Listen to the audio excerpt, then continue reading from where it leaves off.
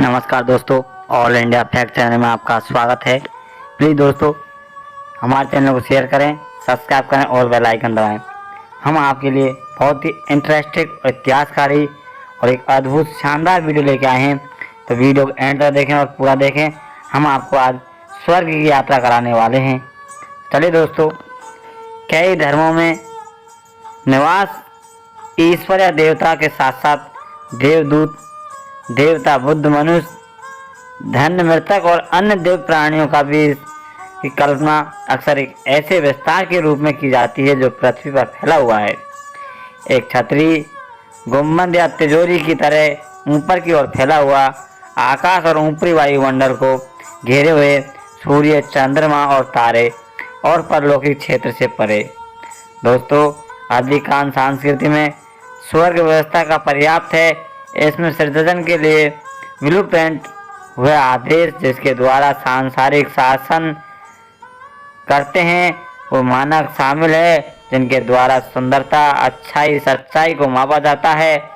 धार्मिक विचारों के काव्यात्मक कल्पना में स्वर्ग न केवल एक स्थान है बल्कि अस्तित्व की एक अवस्था है।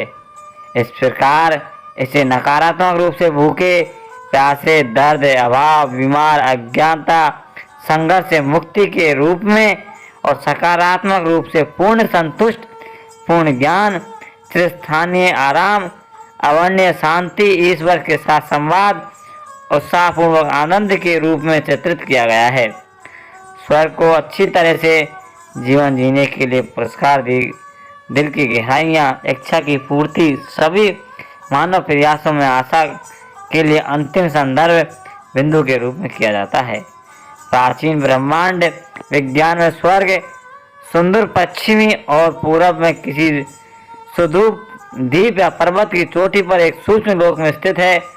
बहुलता और यहाँ के तक अतिरेक भी नियम, क्योंकि इससे स्वर्ग, सांसारिक स्वर्ग, खगोलीय क्षेत्र के साथ ओवरलैप होते हैं। स्वर्ग की उत्पत्ति के बारे में कई मंथन बताते हैं। शुरुआत में स्वर्ग और पृथ्वी आपस में घनिष्ठ रूप से जुड़े हुए थे।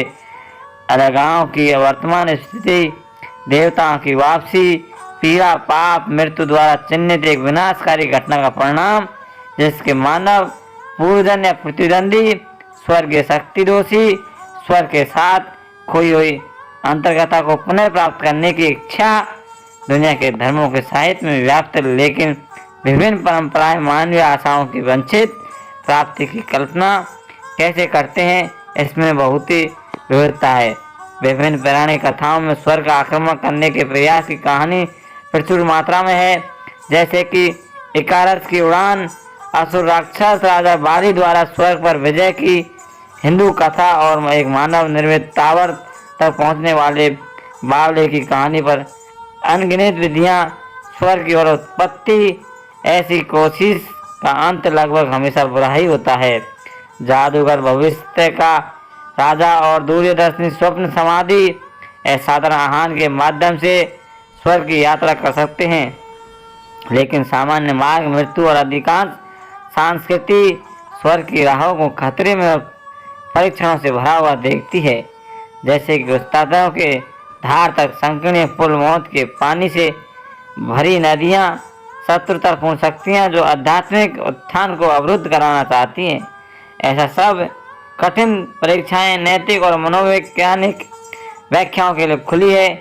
विश्व साहित्य में स्वर्ग की खतरनाक यात्रा का नाटक, महाकाव्य, रूपक, व्यंग, विज्ञान कथा और फंतासी सहित कई रूपों में शामिल आया है। लेकिन उदाहरण है कि दांतों की उत्कृष्टि, द डिवाइन कॉमेडी 14वीं शताब्दी में शुरुआत, 16वीं शताब्दी में चीनी हास्य उपन्यास जूजी the junior the best, John Bunyan की द पिलग्रिम प्रोग्राम, मार्क रूस की कैप्टन स्टामफील्ड की विजिट टू हेविंग 1909 में के सी एस लुइस की पैरालाइड्रा से उदाहरण 1943। स्वर्ग में स्थान अर्जित करने के लिए आमतौर पर मेधावी गतिविधियों की आवश्यकता होती है, जैसे भिक्षा देना, बीमारों की देखभाल करना, स्वर्ग की शक्ति को प्रसन्न करने वाले बलिदान या अन्य धार्मिक संस्कारिक करना। ऐसे नमस्कार दोस्तों, हम आपके लिए बहुत ही शानदार इंटरेस्टिंग वीडियो लेके आए। आगे भी साथ